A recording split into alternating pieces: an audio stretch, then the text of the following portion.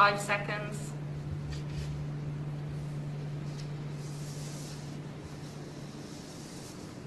Good afternoon, everyone, and welcome to today's news conference. Chief James Raymer will begin, followed by Staff Superintendent Lauren Pogue, and then Mayor John Tory will also provide remarks.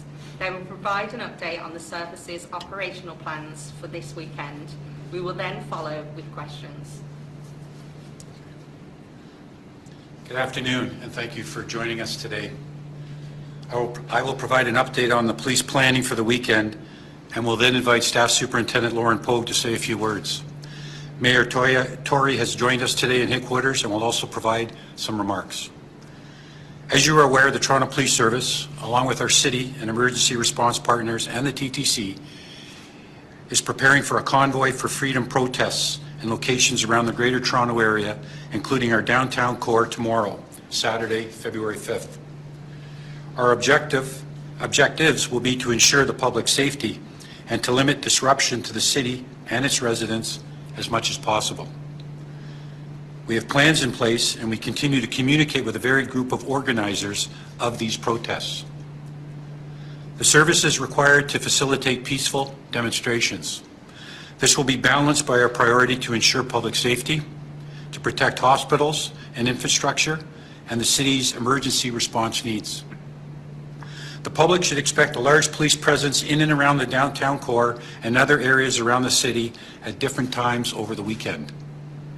The service will manage these protests as best we can with the intention to limit disruption, but our number one priority will be the safety of the public.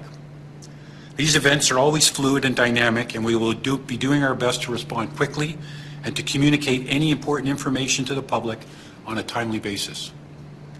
We have done our best to plan for this based on all the information we have. Our approach will necessarily evolve based on what we see in real time.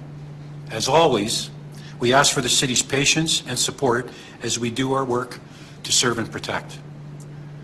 The service will be prioritizing emergency access routes to hospitals to ensure patients, their families, and healthcare workers are able to access the hospitals safely. Road closures have already begun and will be in effect to eliminate potential disruption to patients and healthcare workers who need access to hospitals. Anyone who attempts to disrupt hospital access and routes of emergency operations, including ambulance, fire, or police, will be subject to strict enforcement. As we work to protect the public, we again ask for your cooperation and your patience as you may experience traffic delays in the downtown area and possibly extending into other areas. We recommend that the public avoid all demonstration areas if possible and to consider using public transit if they must be in those areas.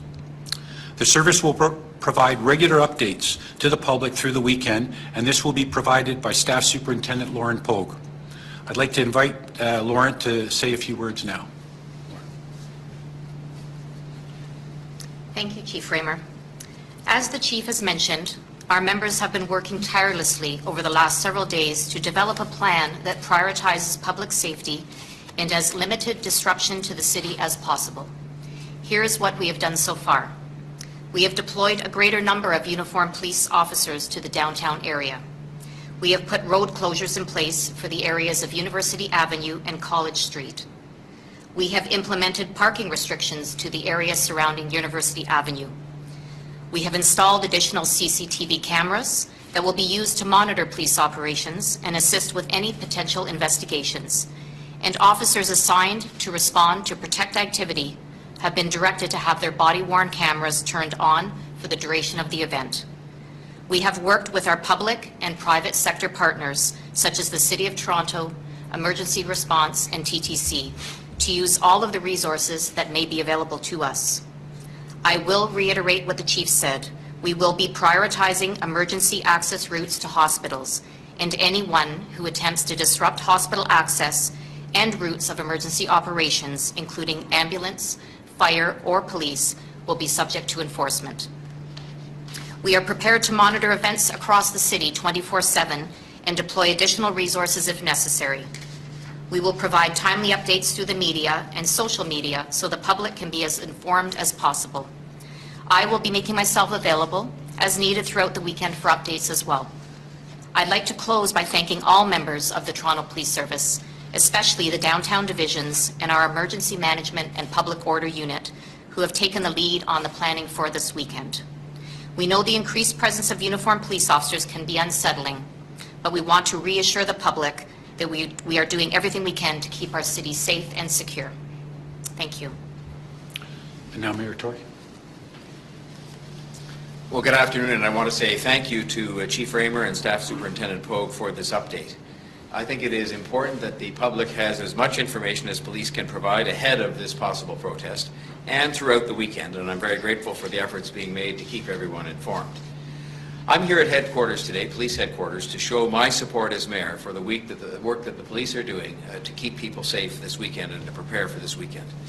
Our city is no stranger to protests, often significant, large protests.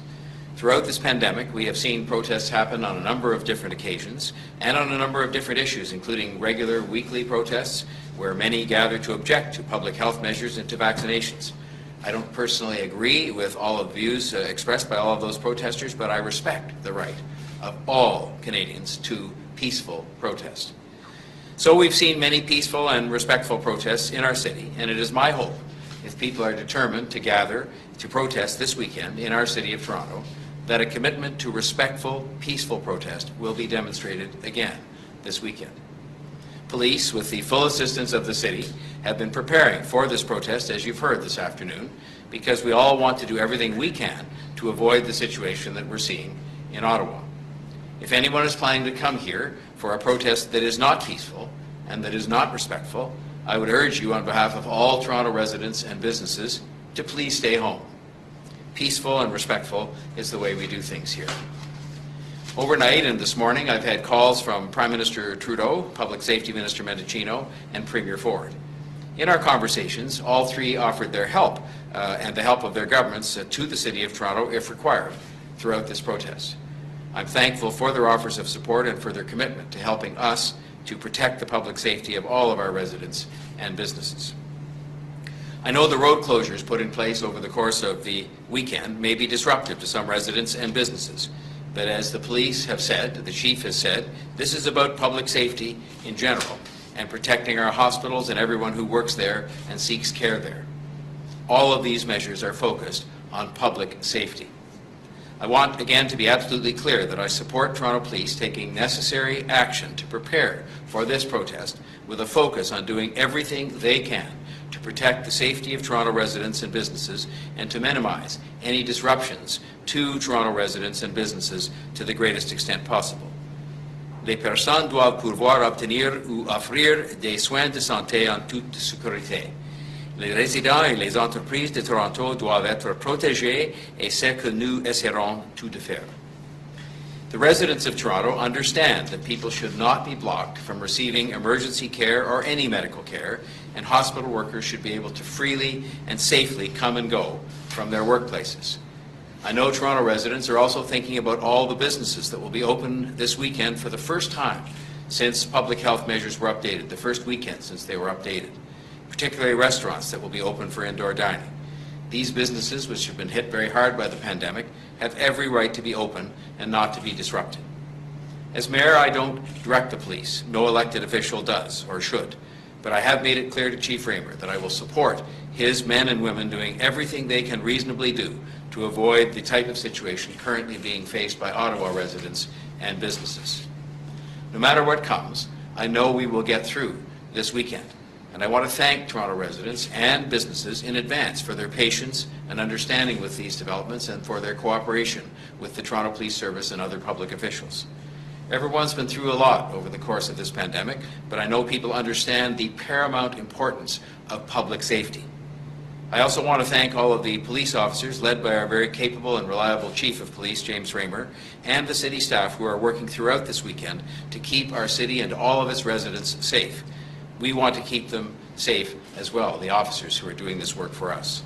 This is a great city, and like all cities around the world, we've battled the COVID-19 pandemic for the last 2 years, and I know that's been tremendously hard on a lot of people, maybe most people. But we're almost through this pandemic, and we're at this point thanks to the collective efforts and cooperation of the vast majority of Toronto residents. More than 90% of Toronto residents have their first dose of vaccine. Today, 60% of eligible residents have their third dose. What great demonstrations of the unity of the people of this city, of teamwork, of concern for each other. And we're on the path to reopening. So we will get there, and we will come back stronger than ever. I'm completely confident that will be the case, and I'm here to provide whatever support that I can to all of the men and women who will be working hard to keep this city, its people, and its businesses safe over the course of this weekend. Thank you. We'll now take questions. When you're called upon, please unmute your mic at this time only. Please can you also indicate who your question is for? Chief James Raymer, Mayor John Tory, Staff Superintendent Lauren Pogue. You can ask one question and one follow-up. Once you've asked your question, you'll be muted again. Thank you. Nicole from the Canadian Press, do you have a question? I do. Thank you. My question is for Chief Raymer. I'm wondering, as Mayor Tory said, there have been protests throughout the pandemic against COVID measures. What specifically makes it so that this time, you're coming out with this enhanced plan? Like, what is it that sets this apart? Well, that's a good question. When you look at recent events and the type of demonstrations that are going around the country, and then based on the intelligence information we're receiving from our partners across the province, we're trying to ensure that we have events and demonstrations going on in the city that will, and we will make every attempt to facilitate peaceful assembly. But at the same time, we want to make sure that we protect the public, we protect our emergency services, we protect our hospitals. And given some of the information that we've received, we feel that these steps are appropriate. Do you have a follow-up, Nicole?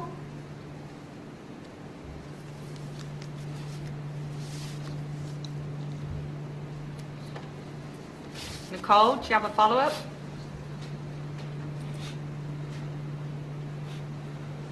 We'll come back to you, Nicole. Next up is Mark from 680 News. Do you have a question?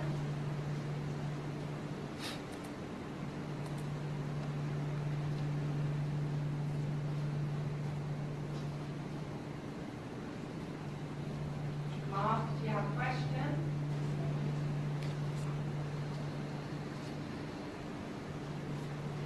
Mark, I think you're having some sound difficulties at your side.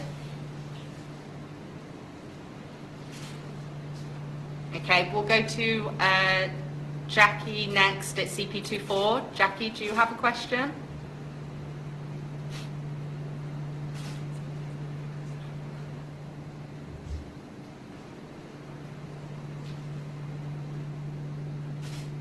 Jackie, you can go ahead.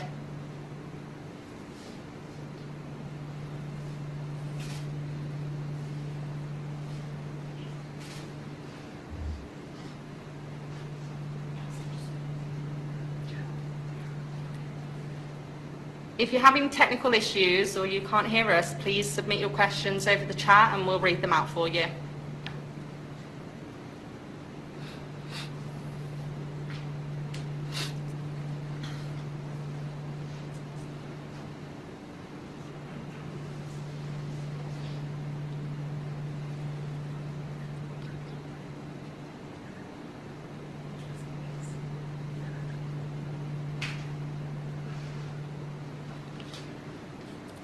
Fioza from the New York Times, if you can unmute yourself and you may ask a question.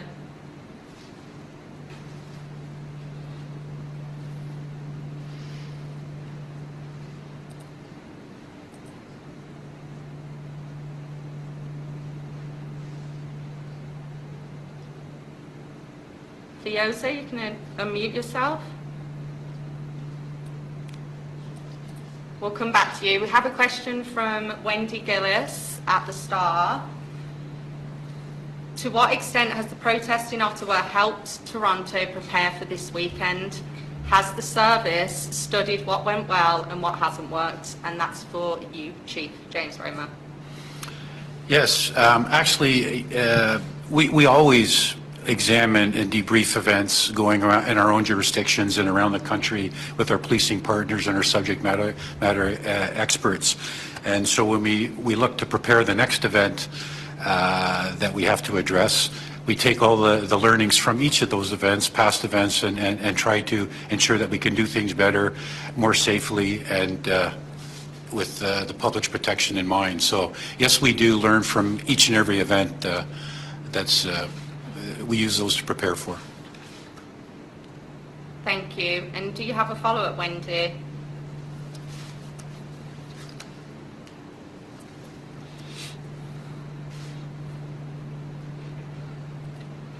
We have a question from Mark Douglas at City News. Question for Chief Raymer. Are full-size buses on University Avenue meant to prevent 18-wheelers from breaking through? Yeah, those are the vehicles we use are special event buses. We've used those for a number of years, and quite frankly, they're larger, they take up more space, and require less vehicles. They just prove to be a better way to block streets and different outcomes, and it's something we've been utilizing for the last, I think probably the last 6-7 years we've used those buses. Thank you. We have a question from Vioza, the New York Times. This question's for Staff Superintendent Lauren Pogue. Can police provide any additional details as to the number of officers, uniformed or otherwise, types of units, cruisers, etc. on the streets? And then she does have a follow-up question which I'll ask to Mayor John Tory after. Thank you. While we have addressed that we do have many resources who are available for the protest this weekend, I won't be commenting on the specific units or the number of officers or the areas that they generally police at this time. Thank you. And her follow-up to Mayor John Tory, can you tell us whether the city will deploy any bylaw enforcement for infractions such as noise bylaws and how that effort will be staffed? Well, our staff of people who enforce the bylaws and who educate people with respect to the bylaws are on duty all the time, as they will be on duty this weekend. And again, this is a coordinated operation as between the city and the police service, and a lot of those decisions made about law enforcement are made in conjunction with one another, but certainly those directions are not given from politicians to the by law enforcement officers either. So I'm sure that they'll be out doing their job as they always are, and if they're required to be doing any specific aspect of their job related to these events that we're planning for, they'll get that direction, I'm sure, from the police service and from their own superiors within the city administration. Thank you. And we have a follow-up question from Nicole at the Canadian Press. She asked, what measures will the police service use if the situation starts to devolve? And that's to Chief James Raymer. Well, that really speaks to planning and a very robust planning that we do have in place to address a number of potential exigencies. It's very much a fluid and very dynamic situation. And what I will say to you is that it requires us to be nimble and agile and have to adapt. And so at the end of the day, I can't speak to specific strategies, nor will I, frankly. It's just simply to know that we are examining a number of contingencies, and we will adapt to address what we're presented with, and we will try our very best to address public safety and reduce or have minimal disruption to the entire city. Thank you. And Wendy Gillis has her final follow-up. What will the service do if there are protesters who come and park their vehicles and refuse to leave, as we've seen in Ottawa? And that also is for Chief James Raymer. We're actually have some strategies in place where we are going to encourage, strongly encourage, areas where people can stage vehicles where they will cause minimal disruption, and if their intention is to demonstrate, then they can travel by foot or public transit to Queen's Park, and they can demonstrate in person. But vehicles will not be congregating around Queen's Park, and we're going to, like I say, try to afford places where people can stage their vehicles where there'll be minimal disruption. Thank you. I believe Mark Douglas has reconnected. So, Mark, if you're there, do you want to ask your follow-up question? Connie, thank you. I just want to confirm, first of all, everyone can hear me now? Yes, we can. Thank you, Connie. Thank you. Glad to have everyone back online here in the WebEx meeting. Question for Police Chief Raymer. I'm looking right now at the barricades at College and University. Full-size buses are being set up here in the north and south ends of the legislature building. Have such large vehicles been brought in for the barricade out of fear of an 18-wheeler truck possibly ramming through a smaller barricade and charging the building? No, I mentioned earlier that we went to this type of planning several years ago where we were using the buses. They were, as you can tell, they're painted these service colors. And they have special events planning, and we use them to block roadways on a regular basis. And it's quite frankly, rather than 2 police cars, we can use a bus, and so that's why they're there to obstruct, or not to obstruct, but to impede and block traffic for safety purposes. Thank you, Chief. And the follow-up question to you as well, Chief Raymer. There have been a few posts on social media, but I'm thinking of one particularly by MPP Randy Hillier showing gas cans and explosive shells in reference to the convoy tomorrow. Are these posts being considered as any type of terrorism-type threat? What I will say, and it's a good question, thank you. What I will say is that we are engaged with all our partners across the province, examining social media, all intelligence that is available, and based on the information we have, we will respond and to ensure public safety. Thank you. And we'll go to our last reporter now, Jackie Crandall from CP24. Do you want to ask a question? Hi, thanks, and apologies if any of these questions are redundant. I haven't been able to listen in much. I have a question about how long you'll let the protesters stay. You've seen obviously in Ottawa that they're sticking around.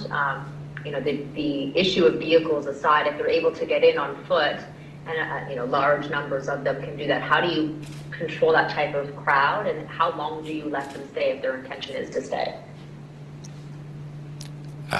Okay, thanks, Jackie, for that.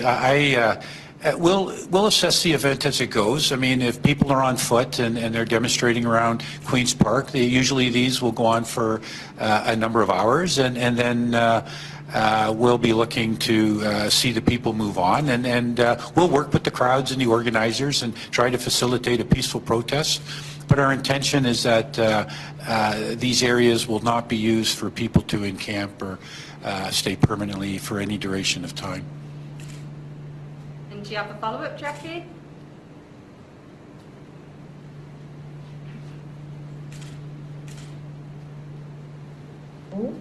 I do, yeah. The residential areas surrounding Queen's Park and, you know, just in the downtown core in general.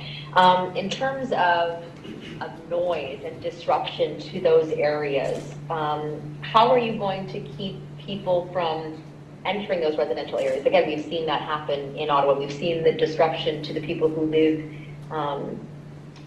near the area where they're sort of taking up space in Ottawa. If that's what we see happen in Toronto, how are you going to minimize disruption to people who call the downtown core and the surrounding area around Queen's Park home? We are very aware of some of the activities that have taken place in Ottawa, as you've referenced, and we've very much taken those things into consideration and are forming part of our strategy. And so what I will say is that we are going to try to do our best to prevent that type of action and to ensure there's minimal disruption. That is our goal. Thank you. And before the conclusion, we just have one final question from Wendy Gillis at the Star. She's wondering where the staging grounds the Chief mentioned are located, and are they in the city? There are going to be a few places around the city, Wendy. I can't speak to where they are specifically now, but our teams are in conversation with organizers and discussing those particular locations. Thank you, and that concludes today's conference. Thank you for joining us. Thank you.